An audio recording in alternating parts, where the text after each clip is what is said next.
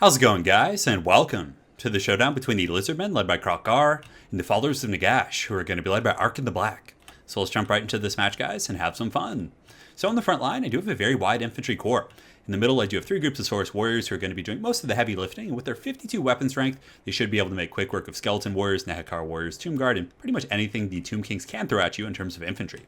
Aside from that, I do have a wide flank of skink cohorts. A couple of them do have javelins, so mainly I'm just going to be using those guys to chase down threats in the back line, like Ushabti Greatbows and things like that, maybe go after the skeleton archers. My opponent actually brought a very unique build. He had no Ushabti Greatbows, and it was very chariot heavy. So he has the Tomb Prince on a chariot, he has Arkin on his chariot. He does also have two groups of skeleton archer chariots over on the far side, so just getting absolutely wild with his build. But I used to really like bringing Temple Guard in the front line, because on paper, Temple Guard are incredibly good against Tomb Kings. They're, durable enough and strong enough to beat any of the Tomb King infantry, and on top of that, they're very good at dealing with constructs and Ushabti and all those other threats. However, with people bringing Ark in the Black and just Fate Buna, especially if they bring like something like, well, I wouldn't say a Casket of Souls, but I mean, they can bring like an Iroh Titan or a Casket of Souls to give them a ton of Winds of Magic, but ultimately, like on average, Ark in the Black is going to be able to cast like probably like 2 or 3 Fate Bunas if you just save your Winds of Magic for that. So it's really, really tough to get away with using elite infantry. As such, I kind of changed up my game a little bit, went wider with a bunch of Saurus warriors, and for the heavy support to make up for the lack of Temple Guard, I decided to bring 2 groups of Kroq'Sigors. So I figured that they have enough mass and kind of durability to block up Ushabti. They'll be pretty good at munching infantry, and if they have to fight constructs, they have decent armor-piercing values. So 84 weapon strength is a little bit higher than Ushabti. I think you have 76, and they do also have 62 armor-piercing damage. So just in case he had some really large armored threats, I of course went with KROQIDILE because I was actually expecting like, some Necrosphinxes or the Sphinx of Usak for, those kind of things. So I brought KROQIDILE. He does have Hand of the Gods, which is so good against Tomb Kings. So Hand of the Gods is KROQIDILE's activated ability. It does magic and fire damage. So against Tomb Kings, it literally will chunk like half their health if you can get a direct hit. I do also have a Saurus Scar veteran, so he's going to be riding with his bro here and hopefully being able to hunt down Arkin. But on the chariot, Arkin's really fast. He actually has like 84 movement speed compared to KROQIDILE, who has 75. So it's going to be tough. I do have Lore of Heavens, obviously probably one of the better Lords of Magic. It's very good at kind of dealing with Tomb King's infantry. And that's pretty much it for my army.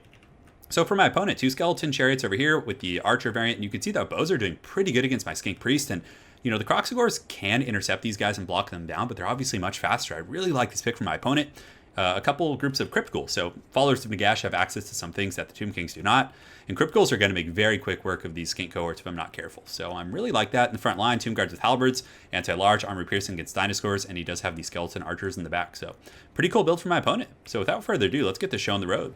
So initially, I do get some javelin volleys right here on these Crypt Ghouls doing some pretty good work, but you can see they're going to start munching on these skink cohorts pretty quick. And just to make sure that doesn't happen, I get my big dinos in here. They just look at that Crypt Ghoul's legs right there. Look at that. That's brutal. And then KROQIDILE's going to go after this group, so I'm like, okay, he's just going to kite me back with the Tomb Prince and Ark in Black, so let's just kind of munch on some of these guys while I can. And you can also see the Kroq'Sigors are just pounding these guys, just slow motion beating, Crypt Ghouls flying in all directions. So I'm like, let's get rid of these guys, at least do a little bit of shock damage before we really commit to chasing Arkin. But the issue being is that I'm very heavily committed to the side, and seeing that he was flowing over this direction with his chariot and his Tomb Prince, I then just start to follow him, and I'm like, okay, I'm just going to follow him, but not chase in that direction. I'm just going to follow across the middle and, wreak some, death and destruction on the way. These are Tomb Guard with halberds, though, so they have the anti-large and armor piercing, and his Blessed Legion of Demonetization is getting some really, really good shots on my Saurus Scar veteran, plus Spirit Leech from Arkin. So I was like, all right, I need to get up there and shut these things down. They're causing too much work. And Gary, my Revivification Crystal, I forgot to mention in the preview here, is doing some pretty good work. Just kind of ramming some of these troops in the front, providing that, healing. But the Kepler Guard are very, very powerful. I mean, they're really whooping on these Saurus warriors. But this is a big issue. His skeleton chariots have been doing a lot of work, just running over my skinks, kind of clearing up my flanks, getting rid of all my chaff units. On the high ground, I do have some Kroq'Sigors and some skinks who were able to beat down these Crypt Ghouls. So kind of trading for tit for tat here, but these chariots are going to be tough to catch. I don't really have anything that's quick enough. Plus, they have those archers, the bows on them, so they can't shoot at my Saurus warriors and skinks as they're going. So in the back, the Blessed Legion of Demonetization is going to be fighting against my Saurus Scar veteran, who I do pop the Cold Blood on, and KROQIDILE and the boys. I just wanted to get rid of the Blessed Legion, so I just stayed back here for a little while. I think my Heavens Caster is coming, so I will be getting a Wind Blast up this formation here, but I think it was a little bit of a poor cast, or maybe I'm just using him. I think I already cast it, and that's why they're low. So realizing I was kind of wasting a lot of time here, you don't want KROQIDILE fighting skeleton archers, I decided to bring him back. I left the Saurus Scar veteran for a moment, and I know there's a big battle going on here. So the Kroq'Sigors are just chasing down these chariots. They obviously have enough mass and armor piercing to do a ton of work, and I do get the Hand of the Gods. So look at the damage it does to Arkin in the Black. It takes him down to, about 35-40%, so definitely some huge value, but still he's getting the Realm of Souls healing, so he's going to be able to heal up a little bit here if we look at his HP. Yeah, actually, it looks like... Why is he not healing from that? Maybe it didn't go off or something, or I'm just... Yeah, I don't know. I could have sworn it heals Ark in the Black, but I guess not. Maybe he's not about that train. I don't know if any of you guys know in the comments below. Let me know. He does summon some Ushopti over here, so the Ushopti are going to be coming in, and now you can see the bounce of power goes a little bit back towards the middle. I think it was kind of in my advantage there, but the Chariot's coming in the back and getting a huge charge, just sandwiching my poor little skinks, and the Saurus Warriors are getting very beleaguered and worn down. They're shaken. But I do have Gary here putting up a good fight and some KROQIDILEs, but he has spears, he has anti-large, he has Ushopti coming in, so a very, very wild fight here. And of course, Ark in the Black with the Tomb Blade of Arkin. That should heal him up. And yes, that does heal him quite a bit. Man, 300 or 400, 500 HP maybe off that. He's still going up. So that Tomb Blade of Arkin is very, very powerful. It's going to be healing his chariots. It also resurrects dead units, very similar to Invocation of the Hex. So good stuff for my opponent there. Right here you can see my Skink Priest with Lord of Heavens. Unfortunately got caught up with some halberds, but he's going to be fighting with some of these KROQIDILEs who will lay a whooping on these halberds and other troops here. I mean, obviously you don't want them there, but a very good Heavens cast for my Skink Priest. It's going to be, you know, just doing tons of damage against the Kepler Guard and also taking out these very expensive halberds. So Lord of Heavens is 100% the way to go here. It's very good for getting rid of chaff. So the Blessed Legion did get taken out, so he just has some skeleton archers in the back, so I have my Skinks going after them. I do also have my Skink Priest going on the high ground, but the bounce power is actually going in my opponent's favor a little bit. My Saurus Scar veteran starting to get beat up. He does have these 12 Ushopti here, but they will be disappearing relatively soon, so I think that's the big reason why the bounce power is in his favor. But he's still just going around, and this is a very veteran play for my opponent, using his chariots and other troops to clean up the scraps. So instead of committing to these big fights that he knows he probably can't win here in the middle with my big dinos, he's going and he's just running down on my reinforcements, my troops that are isolated, and he's just going full on like just Scorpion King, Chariot Master coming over here, Ark in the Black. Just pure madness. So he does get on my KROQIDILEs and is able to break those guys. And, you know, I was kind of trapped amongst those guys. I could have ran away, but I was just so pinned and there were so many of them. I figured I might as well have them fight to the bitter end. And they did get 80 kills against like Tomb Guard and Kepler Guard and pretty good troops, so it wasn't a complete wash. So Gary and KROQ as well as the Saurus Scar veteran over here just kind of cleaning up the last of these troops.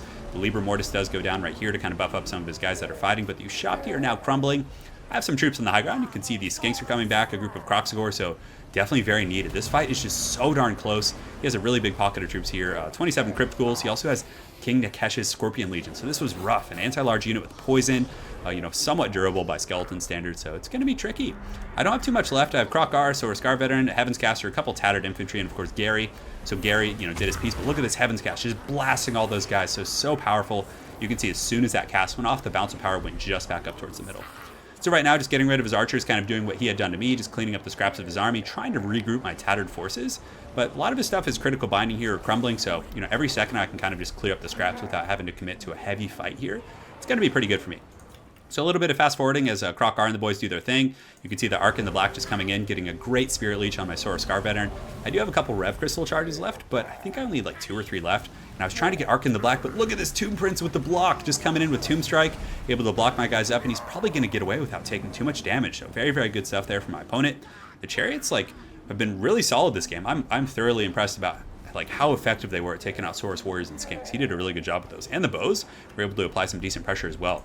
So KROQ and the boys just kind of back to business. I'm like, all right, so I'm not going to be able to catch him. I just got to run his chariots out of ammunition and just deal with his chaff and fodder units. So KROQ and the boys just kind of fighting here, but he did have a big blob with anti-large and spears and poison, so I was like, okay, he's going to go after my Saurus Scar veteran down here, so we commit to a fight. So KROQ is coming in. He does get the Libra Mortis for 44% damage resist, which is such a good ability. I mean, Arkin is by far the most competitive lord available to him, but I do get some really good damage on him regardless. The anti-large bonuses and the heavy armor piercing and all that kind of good stuff on Arkin. He still took a little bit of a beating despite that ward save, but I do actually have to pull back. So bounce power still dead even. My Heavens Caster just flying overhead. I do actually think drop a rock there, but I decided to pull the Scar veteran back, and I just have KROQ fight a little bit more, kind of tear up some more of these troops, and obviously he's going to have a pretty good impact on their leadership. So but just pulling in and out. Unfortunately, Gary is starting to get dragged down. Poor Gary. He tried his heart out, but you know his leadership's starting to tank. He's at -2, and I didn't want to like sit there because he still had all these halberds and other anti-large troops. So I try and pull up and around to rescue Gary. And you can see KROQ is coming in because my opponent obviously is going to be going after Gary, wanting to force him off the battlefield to make sure I don't get any more healing. My KROQ do come in, but they basically just shatter immediately. So KROQ trying his best to protect his little buddy. My other Saurus Scar veteran is also coming in, so he jumps in there, tanks the leadership of these guys, so they're now crumbling, starting to take damage again. And you can see that Ark in the Black starting to take a little bit more work from KROQ. So let's fast forward as there's a little bit of kiting and fighting here. So the Saurus Scar veteran, I'm just trying to keep him out of like heavy focus from the Tomb Prince and those other troops. So I'm mainly just going after Ark every chance I get. You can see my Source Scar veteran does get the Rev Crystal, and we blast Arkin in the face with the Hand of the Gods. Just the KO, just Mortal Kombat, no mercy. Just blast him, and the rest of the army just magically disappears. But yeah, I was saving that Hand of the Gods. I wish I'd gotten a better angle, but Arkin the Black was at about 30%. And man, he was just cackling and trolling me. And my opponent was very good about sticking and moving, so I figured that I had to wait for that one moment in which he was fully committed to the fight. He was just in there. He wanted to finish it, wanted to kill my Source Scar veteran. And in that moment, KROQIDILE just whipped out his fat, angry dinosaur and just, you know, gave him the business with the Hand of the Gods. So yeah, I was really holding that trump card, and ultimately it, you know, worked pretty well. But I like the build. The Croc scores were pretty cool. I feel like that would have been effective against Ushopties, and with their 100 armor, they were really able to counter the Crypt Ghouls. The Crypt Ghouls that they ended up fighting did nothing. They just like got pounded by those guys. I mean, maybe killed like a couple skinks, but really, in terms of just pure value, the Croc scores did pretty well for me in that respect. Saurus Warriors, obviously, just kind of standard, doing their job, but it really came down to like the hero fights, and his chariots were so cool. I really liked his play and his build, and it was actually surprisingly tough to deal with. Like, it was a close game that at multiple points could have gone either way. Like, had he killed my Source Scar veteran and a couple other things earlier on, and maybe my Rev Crystal died earlier, like, that could have been a very, very scary game. So, very cool build for my opponent, for sure. So hopefully you guys enjoyed seeing KROQIDILE in action. I definitely like going a little bit wider in this matchup.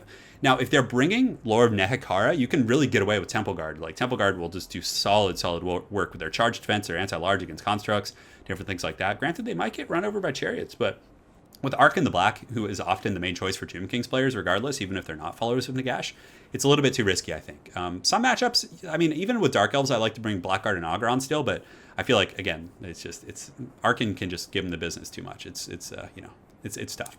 So thanks again for watching, guys. Hopefully you enjoyed seeing KROQIDILE in action, and guys, have an excellent night, and take care.